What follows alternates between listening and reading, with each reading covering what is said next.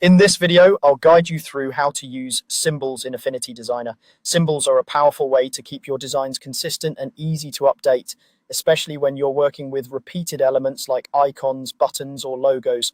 Once you understand how they work, you can make a change in one place and have it instantly update everywhere that symbol appears. Let's start at the very beginning. First, open the Affinity Designer app on your computer, give it a moment to load, and once it's open, either create a new document or open an existing project where you'd like to work with symbols. It's usually easiest to learn with a simple new document so there's nothing distracting you.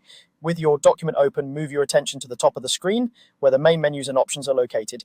Here, you'll want to click on the vector option at the top. This ensures you're working in the right context for vector-based shapes and objects, which is what symbols are usually made from. Vector elements scale cleanly, which is exactly what you want when you're reusing the same design over and over. After selecting vector, look for the option to create a symbol. Go ahead and click create symbol. At this stage, you're essentially telling Affinity Designer that the next object or group of objects you define will become a symbol that can be reused.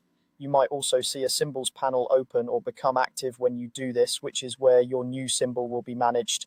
Now it's time to actually draw something that will become your symbol. Select the pen tool from the toolbar. This is the tool that lets you create custom shapes and paths by clicking to place points and dragging to adjust curves.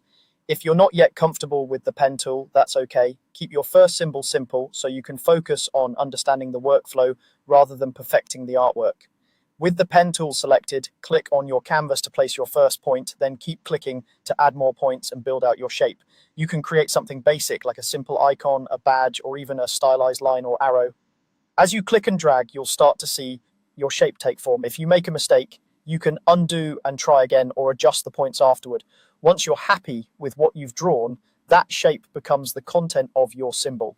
Because you've already chosen to create a symbol, Affinity Designer will treat this object as a symbol definition. From there, you can duplicate or place instances of this symbol throughout your design.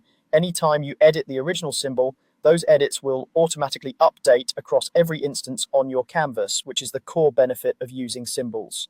To recap the process in a smooth workflow, open Affinity Designer, make sure you're working in the vector context, choose to create a symbol, select the pen tool, and then draw the artwork that will serve as your symbol. Once you've done this a few times, it will feel very natural, and you'll be able to build more complex, reusable design systems quickly and confidently using symbols in Affinity Designer.